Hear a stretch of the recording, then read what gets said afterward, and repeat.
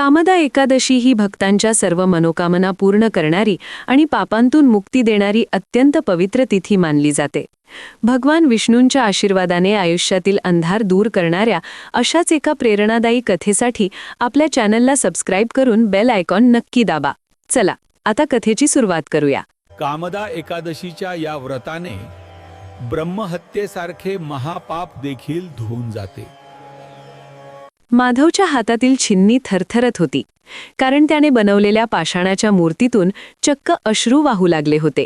कामदा एकादशीच्या त्या पवित्र रात्री भगवान विष्णूंच्या प्रतिमेने त्याला कोणता भयानक संकेत दिला होता? काय माधवाच्या हातून पूर्वी घडलेलं ते पाप कधीच धुवून निघणार नव्हतं, की ही त्याच्या परीक्षेची केवळ सुरुवात होती? चला आता कथेची सुरुवात करूया. एका समृद्ध नगरात माधव नावाचा एक अत्यंत प्रगल्भ बुद्धीचा शिल्पकार राहत होता. त्याच्या हातांमध्ये अशी काही दैवी जादू होती की तो कठोर पाषाणालाही जिवंत रूप देण्याची ताकद ठेवत असे, आणि म्हणूनच संपूर्ण राज्यात त्याच्या नावाची कीर्ती पसरली होती. नगरातील भव्य मंदिरांमधील मूर्ती असोत किंवा राजवाड्याच्या भिंतींवरील कोरीव काम, प्रत्येक ठिकाणी माधवाच्या कलेचा ठसा उमटलेला होता. तो दिसायला अत्यंत शांत आणि संयमी असला तरी त्याच्या अंतर्मनात विचारांचे एक मोठे काहूर नेहमीच माजलेले असायचे.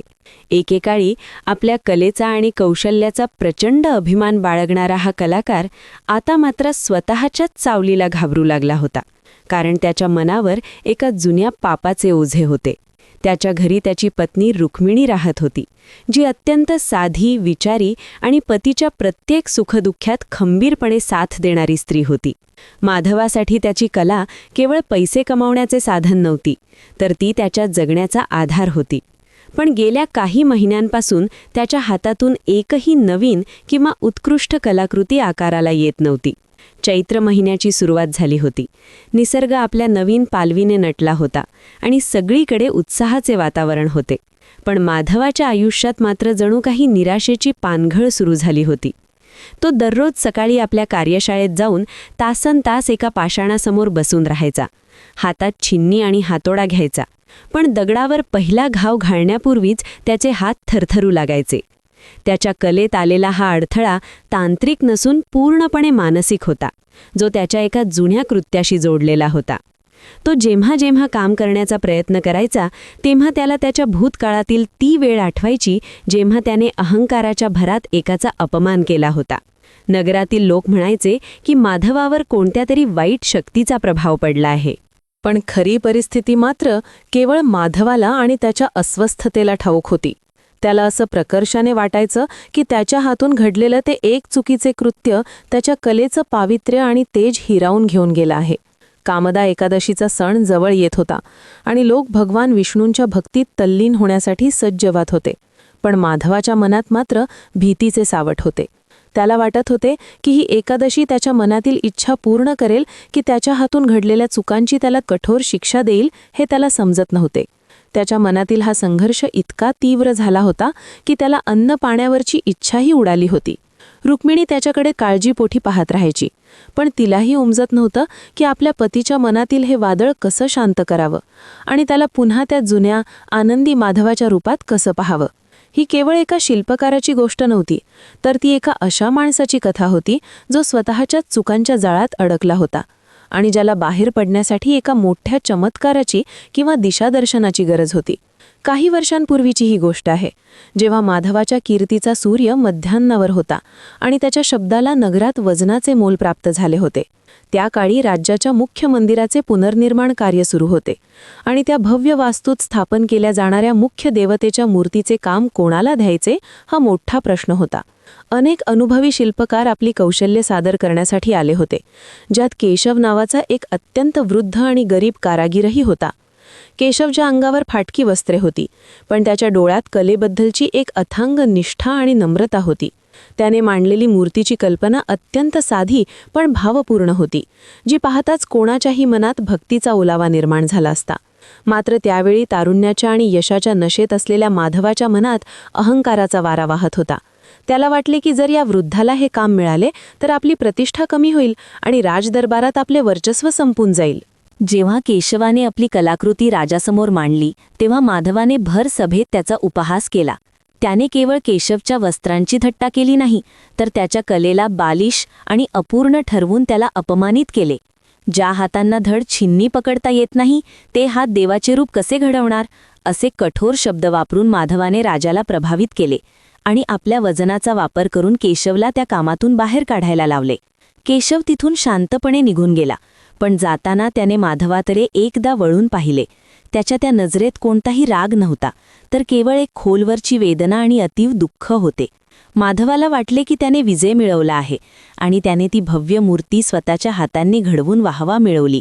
पण प्रत्यक्षात त्याच दिवसापासून त्याच्या पतनाला सुरुवात झाली होती.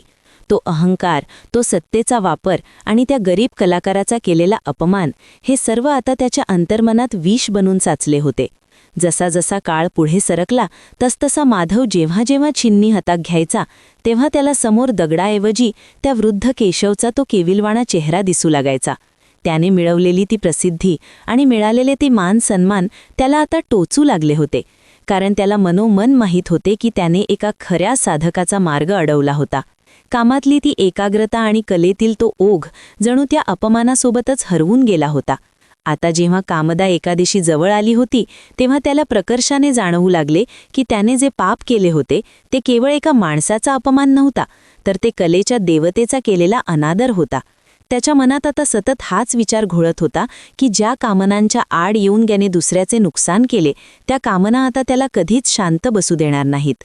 त्याची ही अस्वस्थता दिवसेंदिवस वाढतच गेली आणि त्याला वाटू लागले की त्याच्या आयुष्यातील हा अंधार आता कधीच दूर होणार नाही, जोपर्यंत तो त्या घडून गेलेल्या अपराधाचे प्रायश्चित्त घेत नाही. माधवाच्या घरातील वातावरण आता पूर्वीसारखं राहिलं नव्हतं. त्या घराच्या भिंतींवरही जणू एक प्रकारची अस्वस्थ शांतता पसरली होती. एकेकाळी ज्या घरात छिन्नी आणि हातोड्याचा लयबद्ध आवाज संगीत बनून घुमायचा, तिथे आता फक्त माधवाच्या खोलवर जाणाऱ्या सुस्कारांचा आवाज ऐकू येत असे. रुक्मिणी दररोज न चुकता त्याच्या कार्यशाळेत जेवणाचे ताट घेऊन येत असे, पण ताट जसेच्या तसे परत जायचे किंवा माधव फक्त 2 घास खाऊन पुन्हा त्या कोऱ्या पाषाणाकडे शून्यात नजर लावून बसून राहायचा. एके दिवशी संध्याकाळच्या वेळी जेव्हा सूर्य अस्ताला जात होता आणि त्याचे केशरी किरण कार्यशाळेच्या खिडकीतून आत येत होते, तेव्हा रुक्मिणीने धीर धरून माधवाच्या जवळ बसण्याचा निर्णय घेतला. तिने त्याच्या खांद्यावर हात ठेवला आणि अतिशय मृदू आवाजात विचारले, स्वामी, किती दिवस स्वतःला अशा प्रकारे कोंडून घेणार आहात? तुमची ही अवस्था पाहून मला खूप वेदना होत आहेत. तुमच्या हातातून एखादी नवीन मूर्ती साकारली नाही तरी चालेल, पण तुमच्या मनातील हे दुःख तरी किमान शब्दांत व्यक्त करा. माधवानी तिच्याकडे पाहिले. त्याच्या डोळ्यात अपराधीपणाची एक मोठी छटा होती. त्याने फक्त एक दीर्घ निश्वास सोडला आणि म्हणाला, रुक्मिणी, हे दुःख शब्दांत सांगण्यासारखं नाहीये. मला असं वाटतंय ती मी ज्या कलेवर प्रेम केलं तिनीच आता माझ्याकडे पाठ फिरवली आहे. हा दगड मला आता दगड वाटत नाही, तर तो माझ्या पापांचा आरसा वाटतोय. रुक्मिणीला माहीत होते की माधव कशाबद्दल बोलत आहे, पण तिला हे समजत नव्हते की यातून बाहेर पडण्याचा मार्ग कोणता आहे. तिने त्याला समजावण्याचा प्रयत्न केला की मनुष्य हा चुकांचा पुतळा आहे आणि पश्चात्ताप हीच सर्वात मोठी शुद्धी आहे. पण माधवाचे मन हे स्वीकारायला तयार नव्हते. त्याला सतत असे वाटायचे की त्याने केशवचा जो अपमान केला त्याचे पडसाद आता त्याच्या आयुष्यात उमटत आहेत. त्याची प्रतिभा जणू पूर्णपणे आटून गेली होती. तो जेव्हा जेव्हा एखादा आकार कोरण्याचा प्रयत्न करायचा, तेव्हा त्याला दगडावर भेगा पडताना दिसायच्या किंवा त्याचा हात अचानक थरथरायचा. त्याच्यासाठी ही परिस्थिती कोणत्याही नरकयातनेपेक्षा कमी नव्हती, कारण एक कलाकार जेव्हा आपली सृजनशीलता गमावतो, तेव्हा तो जिवंत असूनही मेल्यासारखाच असतो.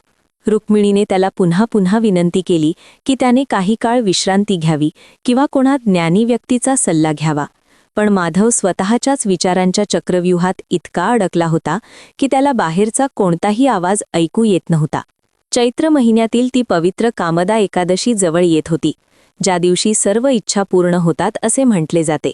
पण माधवाच्या मनात मात्र कोणतीही नवीन इच्छा उरली नव्हती. त्याला फक्त त्या ओझ्यातून मुक्त व्हायचे होते, जे त्याने स्वतःहून आपल्या खांद्यावर लादून घेतले होते. रात्रीच्या वेळी त्याला झोप लागत नसे आणि लागलीच तर स्वप्नात त्याला तो अपमानित झालेला केशव दिसायचा. घराची समृद्धी आता त्याला टोचू लागली होती आणि प्रत्येक सुखसोयीमध्ये त्याला केवळ दुःखच दिसत होते. अशा प्रकारे माधवाचे आयुष्य एका अशा वळणावर येऊन थांबले होते जिथून पुढे जाण्याचा रस्ता त्याला सापडत नव्हता आणि त्याची कला पूर्णपणे मृतप्राय झाली होती. एका दुपारी जेव्हा माधवाच्या कार्यशाळेत सुतकी शांतता पसरली होती तेव्हा तिथे सोमदत्त नावाच्या एका वृद्ध आणि तेजपुंज व्यक्तीचे आगमन झाले. सोमदत्त हे केवळ वयानीच अनुभवी नव्हते, तर त्यांच्याकडे जीवनाचे सखोल ज्ञान होते. ते लांबच्या प्रवासावरून आले होते आणि नगरात त्यांची ओळख एक सत्पुरुष म्हणून होती. त्यांनी शांतपणे कार्यशाळेत प्रवेश केला आणि तिथल्या अर्धवट राहिलेल्या शिल्पांकडे आणि उदास बसलेल्या माधवाकडे नजर टाकली. माधवाने जड अंतःकरणाने त्यांचे स्वागत केले, पण त्यांच्या चेहऱ्यावरील प्रसन्नतेने त्याला थोडा धीर मिळाला. सोमदत्त माधवाच्या शेजारी बसले आणि त्यांनी विषयाला थेट हात न घालता निसर्गाच्या नियमांबद्दल बोलायला सुरुवात केली. त्यांनी सांगितले की शिल्पकारा, दगडातून मूर्ती घडवणं सोपं असतं, पण स्वतःच्या मनाला आकार देणं सर्वात कठीण काम आहे. जेव्हा माधवाने आपली व्यथा आणि कलेतील अडथळा त्यांना सांगितला तेव्हा सोमदत्त हसले आणि त्यांनी त्याला कामदा एकादशीचे गुपित समजावून सांगितले. त्यांनी स्पष्ट केले की लोक या एकादशीला फक्त इच्छापूर्तीचे साधन मानतात, पण खरी कामदा ती आहे जी आपल्याला चुकीच्या कामनांपासून आणि अहंकारापासून मुक्त करते. कामदा म्हणजे केवळ मागणी पूर्ण करणारी नाही, तर मनातील अनावश्यक आणि विषारी इच्छांचे दहन करणारी शक्ती आहे, असे त्यांनी सांगितले. त्यांनी माधवाला जाणीव करून दिली की त्यांनी ज्या केशवाचा अपमान केला होता ती केवळ एक घटना नव्हती, तर त्याच्या अहंकाराने घेतलेली एक अयोग्य धाव होती. जोपर्यंत माधव ही कामना म्हणजे दुसऱ्यापेक्षा श्रेष्ठ सिद्ध होण्याची इच्छा सोडत नाही, तोपर्यंत त्याची कला पुन्हा जिवंत होणार नाही. सोमदत्तांचे शब्द माधवाच्या काळजाला थेट जाऊन भिडले. त्याला आजवर कोणीही अशा पद्धतीने आरसा दाखवला नव्हता. त्यांनी पुढे सांगितले की भक्ती म्हणजे देवाला प्रसन्न करून काहीतरी मिळवणं नाही, तर स्वतःला देवाच्या संकेतानुसार बदलणं आहे. माधवच्या लक्षात आलं की केवळ उपवास केल्याने पाप धुवून निघणार नाहीत, तर त्यासाठी त्याला आपल्या कृत्याचं प्रायश्चित्त घ्यावं लागेल आणि मनातील गाठी सोडाव्या लागतील. सोमदत्तांच्या बोलण्यातून त्याला एका नवीन मार्गाची पुसटशी जाणीव झाली. हा मार्ग केवळ उपासनेचा नव्हता, तर आत्मशोधाचा होता. जाताना सोमदत्तांनी माधवाच्या हातावर एक छोटी तुळशीची माळ ठेवली आणि सांगितले की या चैत्र एकादशीला तुझं मन रिकामं कर, मग बघ ही सृष्टी तुला पुन्हा कसं आपलंसं करते. माधवाला त्या क्षणी एका अनामिक ऊर्जेचा स्पर्श जाणवला. जणू काही प्रत्यक्ष देवतेनेच सोमदत्तांच्या रूपाने त्याला हा संदेश दिला होता. त्याच्या मनात आता प्रवासाची आणि स्वतःला शोधण्याची एक नवी ओढ निर्माण झाली होती, जी त्याला त्याच्या घराच्या आणि अहंकाराच्या चौकटी बाहेर नेणार होती. सोमदत्तांच्या शब्दांनी माधवाच्या डोळ्यांवरील अहंकाराची पटलच जणू फाडून टाकली होती आणि त्याला आता जाणीव झाली होती की ज्या कार्यशाळेत त्याने इतकी वर्षे सत्ता गाजवली तिथे राहून त्याचे मन शुद्ध होणार नाही. त्याने रुक्मिणीला जवळ बोलावले आणि शांतपणे आपला निर्णय सांगितला की त्याला एका प्रवासावर जायचे आहे. अशा प्रवासावर जिथे त्याला स्वतःच्या अस्तित्वाचा आणि कलेचा पुन्हा शोध घेता येईल. रुक्मिणीच्या डोळ्यात पाणी आले, पण तिने त्याला अडवले नाही, कारण तिला माहीत होते की माधवाच्या आत्मिक शांतीसाठी हे बाहेर पडणे किती गरजेचे आहे. माधवाने ठरवले की तो एका अशा पाषाणाच्या शोधात जाणार आहे ज्याचा उल्लेख जुन्या ग्रंथांमध्ये धवल पाषाण म्हणून केला होता. हा पाषाण केवळ शुद्धतेचे प्रतीक नव्हता, तर असे मानले जायचे की जो शिल्पकार स्वतःच्या मनातील सर्व मलिनता दूर करतो त्यालाच ह्या पाषाणाचे खरे दर्शन घडते. त्याने आपल्यासोबत फक्त एक छोटी झोळी, पाण्याची घागर आणि सोमदत्तांनी दिलेली ती तुळशीची माळ घेतली. त्याने आपला रेशमी पोशाख उतरवून साधी सुती वस्त्रे परिधान केली, जी त्याच्या नवीन साध्या जीवनाची नांदी होती. नगराच्या वेशीबाहेर पडताना त्याने एकदा मागे वळून आपल्या भव्य घराकडे पाहिले, जे आता त्याला एखाद्या सोन्याच्या पिंजऱ्यासारखे वाटत होते. त्याचा हा प्रवास केवळ भौगोलिक नव्हता, तर तो त्याच्या अंतर्मनातील अंधाराकडून प्रकाशाकडे जाणारा एक कठीण मार्ग होता. रस्त्यावर चालताना त्याला त्या सर्व लोकांचे चेहरे आठवत होते ज्यांना त्यांनी कधी ना कधी कमी लेखले होते. निसर्गाच्या कुशीत शिरकाना त्याला जाणवले की ज्या झाडांखाली बसून तो पूर्वी फक्त सावलीचा विचार करायचा, ती झाडं आता त्याला आयुष्याचे धडे देत आहेत. पायी चालल्यामुळे त्याच्या पायांना फोड आले, पण त्याच्या मनावर असलेले ओझे मात्र हलके होऊ लागले होते. त्याला आता त्या पाषाणाची ओढ लागली होती, जो त्याच्या नवीन शिल्पाचा आधार बनणार होता. पण त्याला हे ठाऊक नव्हते की हा प्रवास त्याला केवळ एका दगडापर्यंत नाही, तर त्याच्या आयुष्यातील सर्वात मोठ्या परीक्षेच्या उंबरठ्यावर नेऊन उभा करणार आहे. चैत्र महिन्यातील वारा त्याच्या कानात जणू कामदा एकादशीच्या आगमनाची चाहूल देत होता, जी त्याला त्याच्या पापांतून मुक्ती देण्याचे आश्वासन देत होती. पण त्यासाठी त्याला अजून बरेच काही अर्पण करायचे होते. माधवाचा हा प्रवास आता मानवी वस्ती सोडून दुर्गम डोंगरदऱ्यांच्या आणि घनदाट अरण्यांच्या दिशेने वळला होता. सूर्याचा प्रखर ताप त्याच्या शरीराला थकवत होता, पण धवल पाषाण शोधण्याची ओढ त्याला स्वस्थ बसू देत नव्हती. अचानक एका विशाल वडाच्या झाडाखाली त्याला कोणाचे तरी विव्हळणे ऐकू आले. त्याने जवळ जाऊन पाहिले तर तिथे एक अतिशय वृद्ध आणि जर्जर झालेली व्यक्ती तापाने फणफणून जमिनीवर पडलेली होती. त्या वृद्धाची अवस्था पाहून माधवाच्या मनात एका क्षणासाठी स्वार्थाचा विचार आला. जर मी इथे थांबलो तर संध्याकाळपर्यंत मला त्या डोंगराच्या पल्याड पोहोचता येणार नाही आणि माझा हा मौल्यवान वेळ आणि संधी वाया जाईल. त्याला वाटले की हा कदाचित त्याच्या ध्येयापासून भरकटवणारा एखादा अडथळा असावा.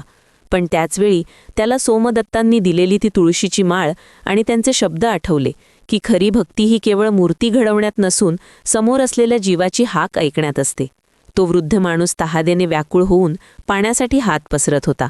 त्याच्या डोळ्यांतील ती केविलवाणी अवस्था पाहून माधवाला एकेकाळी स्वतः अपमानित केलेल्या त्या केशवची प्रकर्षाने आठवण झाली. त्याच्या अंतर्मनात जणू युद्ध सुरू झाले होते.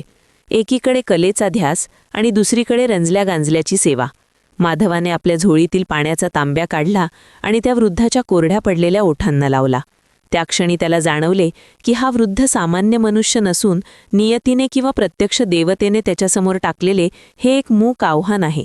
त्याला समजले की जर तो आज या जीवाची मदत न करता केवळ स्वतःच्या फायद्यासाठी पुढे गेला तर त्याला तो धवल पाषाण सापडूनही त्याचा काहीच उपयोग होणार नाही, कारण त्याचे मन पुन्हा एकदा कठोर पाषाणासारखेच निष्ठुर राहील. त्याने मनोमन ठरवले की जोपर्यंत या वृद्धाला थोडे बरे वाटत नाही तोपर्यंत तो आपली पावले पुढे टाकणार नाही. हा त्याच्या अहंकाराच्या त्यागाचा आणि माणुसकीच्या जागृतीचा पहिला मोठा टप्पा होता. त्या वृद्धाची सेवा करताना आणि त्याला सावलीत विसावा देताना माधवाच्या मनात एक विलक्षण शांतता निर्माण होऊ लागली, जी त्याला आजवर त्याच्या भव्य राजवाड्यातही कधी लाभली नव्हती. त्याला जाणीव झाली की देव मंदिरात मिळण्यापूर्वी तो अशा कठीण प्रसंगात आणि गरजेवंताच्या रूपात आपल्याला भेटत असतो.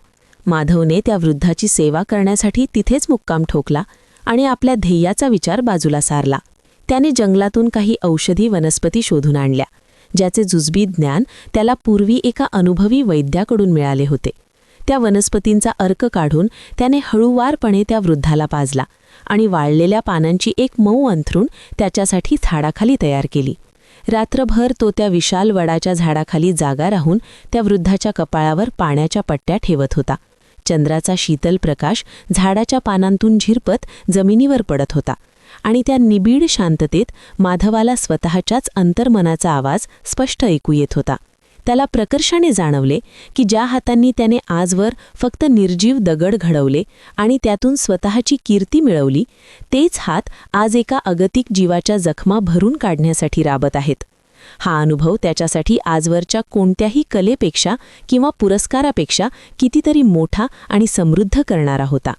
पहाटेच्या वेळी जेव्हा गार वारा सुटला तेव्हा त्या वृद्धाला थोडी शुद्ध आली आणि त्याने डोळे उघडले.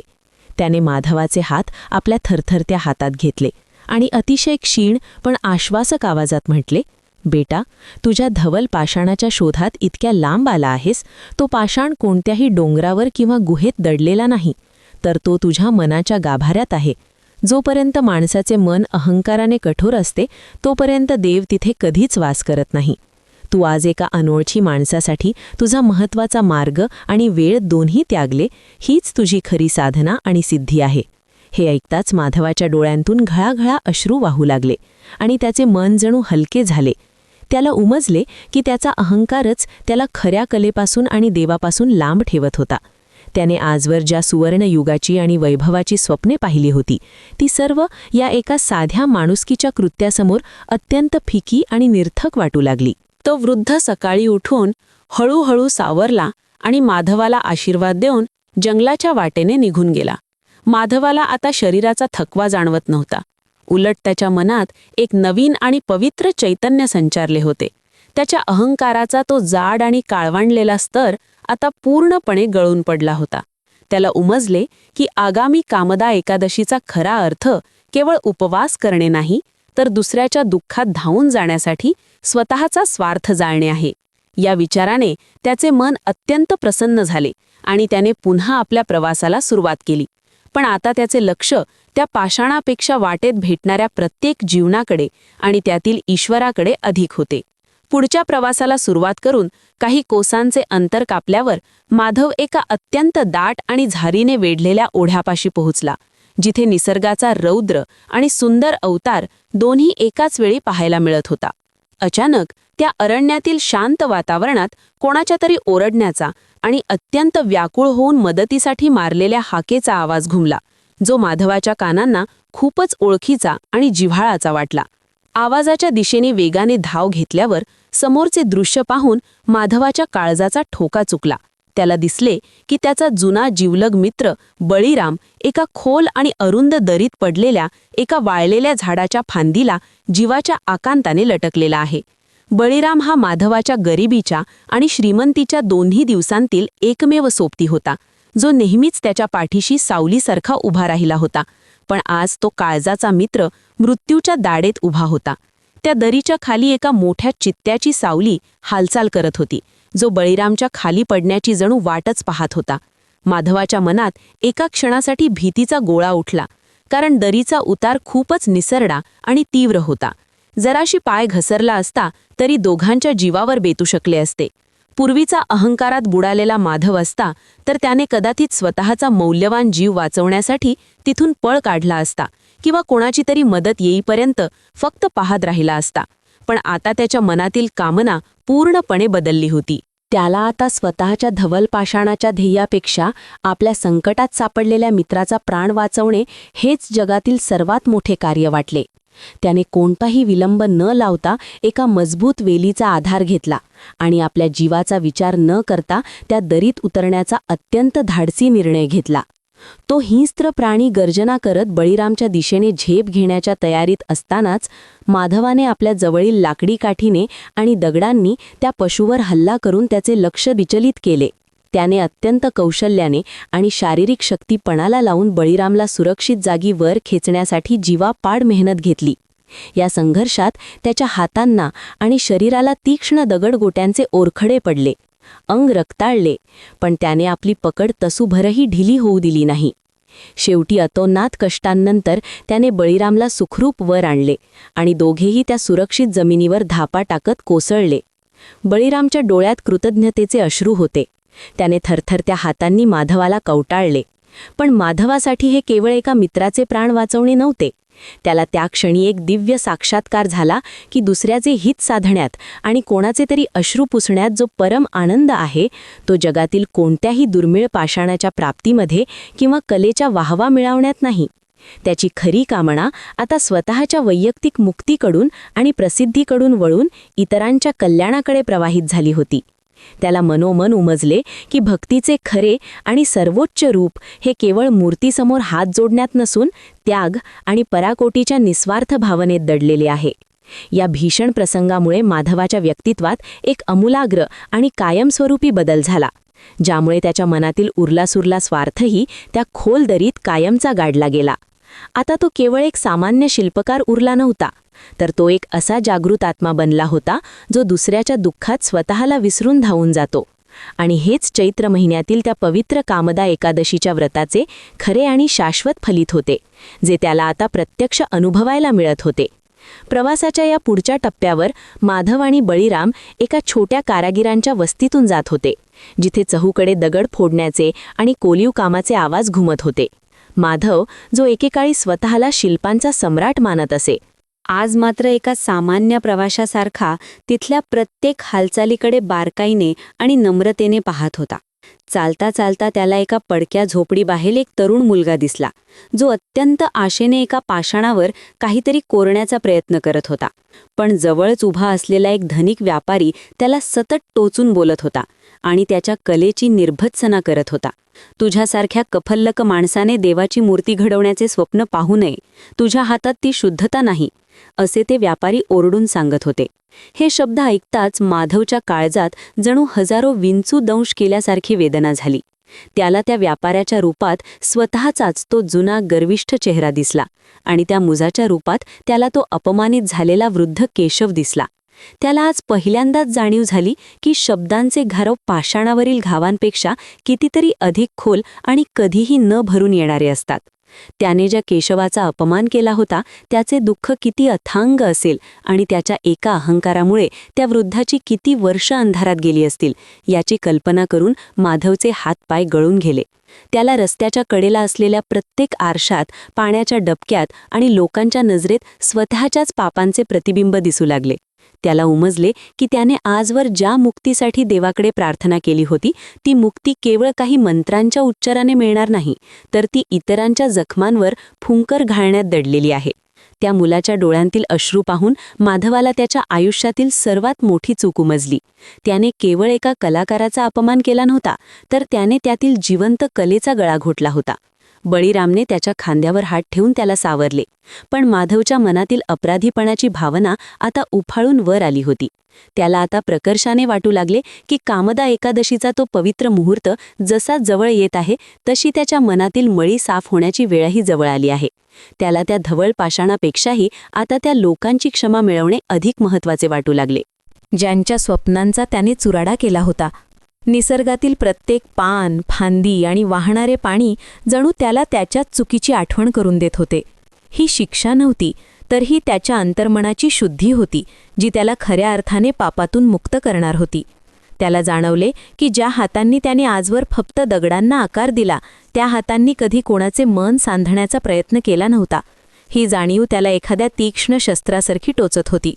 पण याच टोचड्यातून त्याच्या नवीन व्यक्तिमत्वाचा जन्म होत होता. त्याने त्या मुलाकडे पाहून एक खोल श्वास घेतला आणि मनातच ठरवले की आता केवळ पाषाण घडवून चालणार नाही, तर आयुष्यात ज्यांच्या भावना दुखावल्या आहेत त्यांच्या आयुष्यात आनंदाचे रंग भरणे हेच त्याचे खरे कार्य असेल.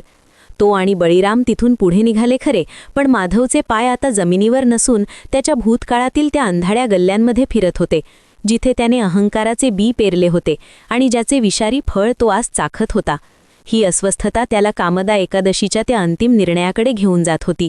चैत्र शुद्ध एकादशीचा म्हणजेच कामदा एकादशीचा तो मंगलमय सूर्योदय झाला आणि निसर्गातील प्रत्येक कणाकणात एक वेगळेच चैतन्य पसरल्याचा भास माधवाला झाला. एका पवित्र नदीच्या काठावर, जिथे पाण्याचा प्रवाह शांतपणे वाहत होता आणि काठावरील जुन्या मंदिरातील घंटानाद वातावरणात पवित्रता भरत होता, तिथे माधव ध्यानस्थ बसला होता. आज त्याने ठरवले होते की तो केवळ निर्जळा उपवास करणार नाही, तर तो आपल्या मनातील उरल्यासुरल्या अहंकार, राग आणि ईर्षेचाही पूर्णपणे त्याग करेल. त्याच्यासाठी हा उपवास अन्नाचा नसून विचारांचा होता. त्याने डोळे मिटले तेव्हा त्याला सुरुवातीला आपल्या आयुष्यातील सर्व चुका, तो केशवचा अपमान आणि स्वतःचा गर्व एखाद्या वादळासारखा अस्वस्थ करू लागला. पण त्याने हार मानली नाही. तो शांतपणे श्वासावर लक्ष केंद्रित करून त्या सर्व आठवणींना साक्षी भावाने पाहू लागला आणि हळूहळू त्याच्या मनातील ते काहूर शांत होऊ लागले. मध्यान्ह टळली आणि सूर्याची किरणे प्रखर झाली, तरी माधवाच्या चेहऱ्यावर थकवा नव्हता. उलट एक विलक्षण तेज झळकू लागले होते.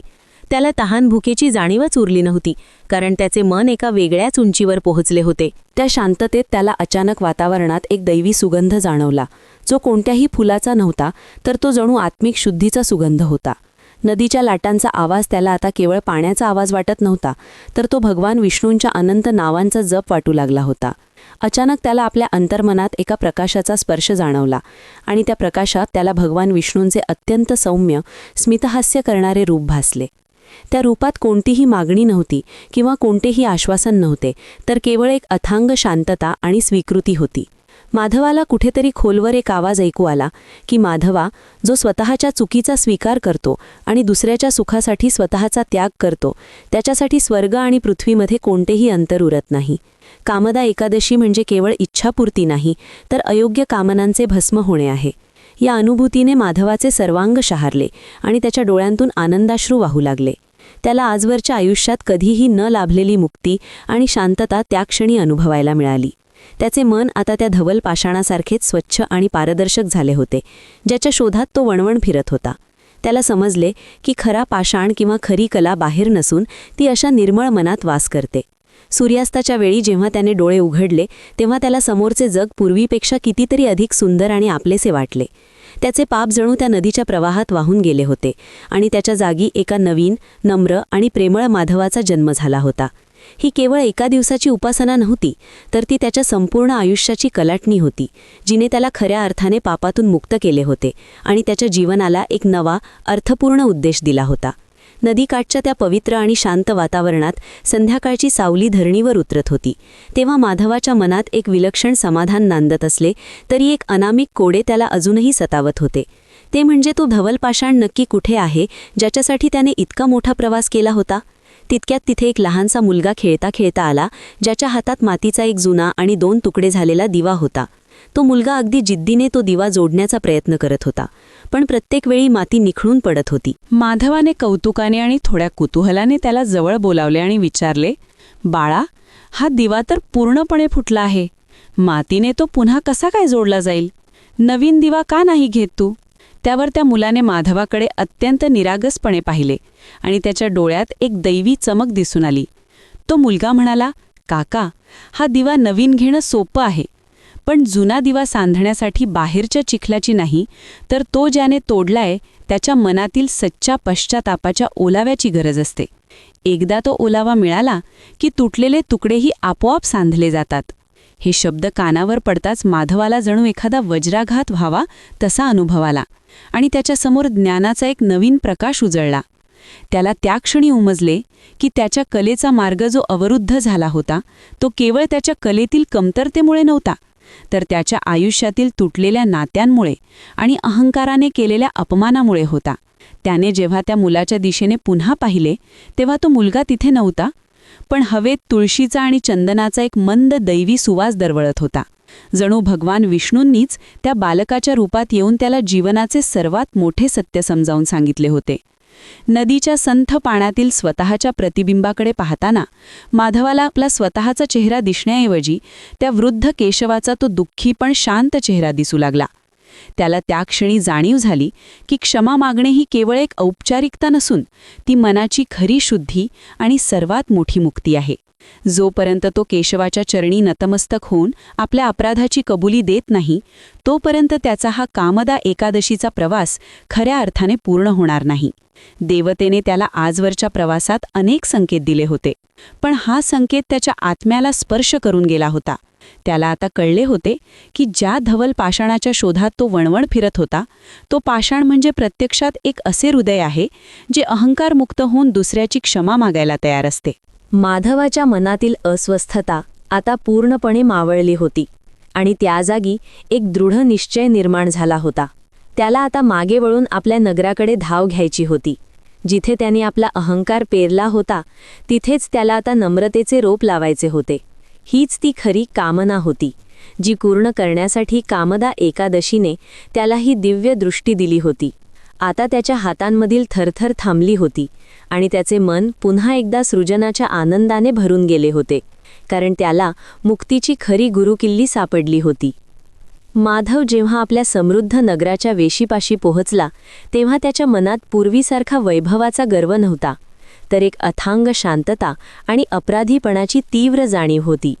त्याने आपल्या भव्य घराकडे न वळता थेट त्या जुन्या आणि अंधाऱ्या गल्लीचा रस्ता धरला, जिथे वृद्ध केशव आपल्या मोडकळीस आलेल्या झोपडीवजा कार्यशाळेत एकांतामध्ये राहत होता. तिथे पोहोचल्यावर माधवाला दिसले की केशव अजूनही त्याच जुन्या ओबडधोबड पाषाणावर अत्यंत एकाग्रतेने आणि निष्ठेने काम करत आहे. त्याच्या शरीरावर वयाचे आणि कष्टाचे ओरखडे स्पष्ट दिसत होते, पण त्याच्या डोळ्यातील कलेबद्दलची चमक मात्र तसूभरही कमी झाली नव्हती.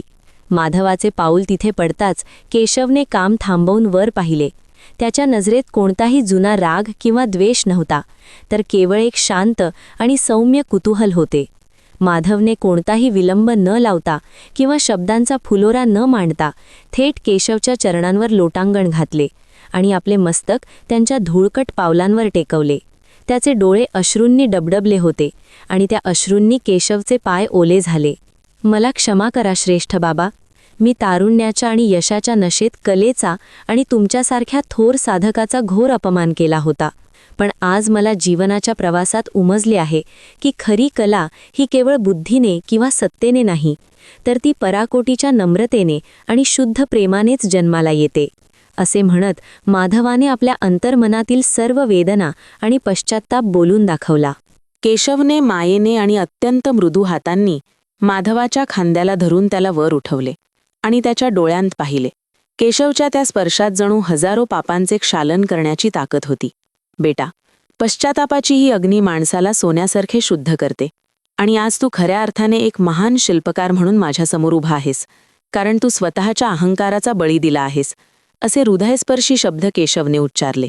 माधवाने अत्यंत विनयाने विनंती केली की त्याला राज्यासाठी आणि देवतेसाठी एक नवीन आणि अजोड मूर्ती घडवायची आहे, पण ती एकट्याने नाही तर केशवच्या मार्गदर्शनाखाली आणि त्यांच्यासोबत एकत्र मिळून घडवायची आहे. केशवने आनंदाने आपल्या साथीला संमती दिली आणि त्या दिवसापासून त्या छोट्याशा कार्यशाळेत एका अद्भुत आणि दैवी सृजनाला सुरुवात झाली.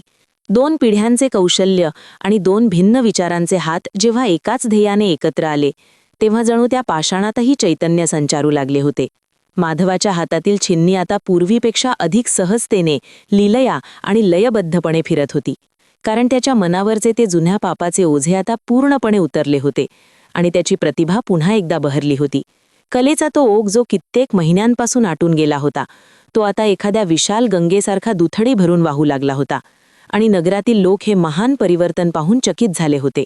ही केवळ एका नवीन मूर्तीची घडण नव्हती, तर ती 2 मनांच्या पवित्र मिलनाची आणि एका पूर्वी तुटलेल्या नात्याच्या सांधण्याची प्रक्रिया होती, जी कामदा एकादशीच्या त्या पावन व्रताचे सर्वात मोठे आणि शाश्वत यश ठरली होती. अखेर अनेक दिवसांच्या अहोरात्र कष्टानंतर आणि शुद्ध भावनेच्या वर्षावानंतर ते दिव्य शिल्प पूर्ण झाले आणि संपूर्ण नगरात त्याची चर्चा वाऱ्यासारखी पसरली. ज्या दिवशी या शिल्पाचे अनावरण होणार होते, तो दिवस योगायोगाने चैत्र महिन्यातील पुढचा एक पवित्र काळ होता, ज्याने माधवाच्या प्रवासाची जणू सांगता केली होती. राजा, राजदरबारी मंडळी आणि नगरातील हजारो लोक त्या भव्य मंदिराच्या प्रांगणात जमा झाले होते, जिथे ते शिल्प एका विशाल वस्त्राखाली झाकून ठेवले होते. माधव तिथे उभा होता, पण आज त्याच्या अंगावर भरजरी वस्त्रे नव्हती, तर एक साधे उपरणे होते आणि त्याच्या चेहऱ्यावर पूर्वीचा तो गर्विष्ठ आविर्भाव पूर्णपणे मावळून तिथे एक दैवी नम्रता आणि विलक्षण तेज झळकत होते. त्याच्या बाजूला वृद्ध केशव उभे होते, ज्यांच्या चेहऱ्यावर एका पित्याचा समाधानकारक आनंद ओसंडून वाहत होता. जेव्हा राजाच्या हस्ते ते वस्त्र बाजूला सारले गेले, तेव्हा समोरचे दृश्य पाहून अवघा जनसमुदाय क्षणभर स्तब्ध झाला, जणू काही काळ तिथेच थांबला होता. समोर साक्षात भगवान विष्णूंचे कामदा रूप प्रकट झाले होते, पण ते रूप इतर मूर्तींसारखे नव्हते. त्या मूर्तीच्या एका हातात वरदमुद्रा नव्हती, तर ती मूर्ती जणू एका भक्ताला मायेने जवळ घेण्यासाठी हात पुढे करत होती. आणि देवाच्या त्या पाषाणी चेहऱ्यावरचे हास्य इतके जिवंत होते की पाहणाऱ्याला वाटायचे की भगवंता आत्ताच बोलू लागतील. त्या मूर्तीच्या डोळ्यात संपूर्ण विश्वाचे दुःख सामावून घेण्याची आणि त्यातून मुक्ती देण्याची एक अथांग करुणामयी ताकद जाणवत होती. सर्वांच्या मुखातून एकाच वेळी नमो नारायण असा जयघोष बाहेर पडला आणि अनेक लोकांच्या डोळ्यांतून आनंदाश्रू वाहू लागले. माधवाने या शिल्पाचे श्रेय स्वतःकडे न घेता वृद्ध केशवचे हात धरून त्यांना राजासमोर पुढे केले आणि अत्यंत आदराने नतमस्तक होऊन सांगितले की महाराज, हे शिल्प केवळ माझ्या हाताने नाही, तर या महान साधकाच्या आशीर्वादाने आणि माझ्या मनातील अहंकाराच्या विसर्जनाने आकाराला आले आहे. मी आजवर केवळ दगड घडवले होते, पण या प्रवासात आणि कामदा एकादशीच्या व्रताने मला स्वतःला कसं घडवायचं हे शिकवलं. त्याने जमलेल्या लोकांना उद्देशून सांगितले की चैत्र महिन्यातील या एकादशीने त्याला हे सत्य उमजवून दिले की जोपर्यंत आपण आपल्या मनातील पापांचे ओझे आणि अयोग्य कामनांची मळी धुवून टाकत नाही, तोपर्यंत आपल्या हातून खरी सेवा किंवा खरी कला कधीच घडू शकत नाही. कामदा एकादशीचा खरा अर्थ केवळ स्वतःच्या सुखासाठी देवाला साकडं घालणं नाही, तर स्वतःच्या चुका मान्य करून दुसऱ्याच्या आयुष्यात प्रकाश निर्माण करणं हा आहे. हीच ती खरी मुक्ती आहे, जी कोणत्याही तीर्थक्षेत्रापेक्षा आपल्या शुद्ध आचरणात आणि पश्चात्तापात दडलेली असते. राजाने माधवाच्या या बदललेल्या रूपाचे, त्याच्या प्रामाणिकपणाचे आणि त्याच्या थोर मनाचे कौतुक केले आणि केशवाला राज्याचे मुख्य कला मार्गदर्शक म्हणून सन्मानाने घोषित केले. माधवासाठी हे केवळ एका कामाचे यश नव्हते, तर तो त्याच्या आत्म्याच्या पुनर्जन्माचा सोहळा होता. त्याच्या आयुष्यातील ती जुनी चूक, तो जुना अपमान आणि तो भयंकर अहंकार आता कायमचा त्या धवल पाषाणाच्या शोध प्रवासासोबत विलीन झाला होता. त्याने घडवलेल्या त्या मूर्तीतून जणू चैत्र महिन्याचा तो संदेश घराघरात पोहोचला की जेव्हा कामना निस्वार्थ होतात तेव्हाच मानवाचे कल्याण होते. संध्याकाळच्या वेळी जेव्हा तो आपल्या घराच्या गच्चीवर रुक्मिणीसोबत बसला होता, तेव्हा त्याला जाणीव झाली की त्याच्या हातातील ती थरथर आता कायमची थांबली आहे आणि त्याचे मन एका अथांग संथ वाहणाऱ्या पवित्र नदीसारखे शांत झाले आहे. त्याच्या मनात आता कोणतीही अयोग्य कामना उरली नव्हती, कारण त्याला मुक्तीचा आणि आनंदाचा तो अक्षय स्रोत गवसला होता, जो प्रत्येक मनुष्याच्या काळजात दडलेला असतो. फक्त गरज असते ती स्वतःच्या मीपणाला जाळून त्याला शोधण्याची. अशा प्रकारे माधवाची ही संघर्षपूर्ण कथा आणि कामदा एकादशीचा तो अलौकिक संदेश केवळ त्या नगरापुरता मर्यादित न राहता येणाऱ्या अनेक पिढ्यांसाठी एक जगण्याची नवी दिशा देणारा दीपस्तंभ बनून राहिला, ज्याने जगाला हेच शिकवले की शुद्ध आणि निष्पाप मन हेच ईश्वराचे सर्वात सुंदर आणि जिवंत मंदिर आहे. कामदा एकादशीच्या या विशेष कथेने आपल्याला हेच शिकवले की खरा पश्चात्ताप आणि निस्वार्थ भक्तीच माणसाला मोक्षाकडे नेते. ही कथा तुम्हाला कशी वाटली हे आम्हाला कॉमेंट्समध्ये नक्की सांगा. आणि जर तुम्हाला हा व्हिडिओ आवडला असेल तर लाईक करा. अशाच पौराणिक आणि बोधप्रद कथांसाठी चॅनलला सबस्क्राईब करून बेल आयकॉन दाबायला विसरू नका, जेणेकरून प्रत्येक नवीन व्हिडिओ सर्वात आधी तुमच्यापर्यंत पोहोचेल. भगवान विष्णूंची कृपा आपल्या सर्वांवर सदैव राहो. धन्यवाद.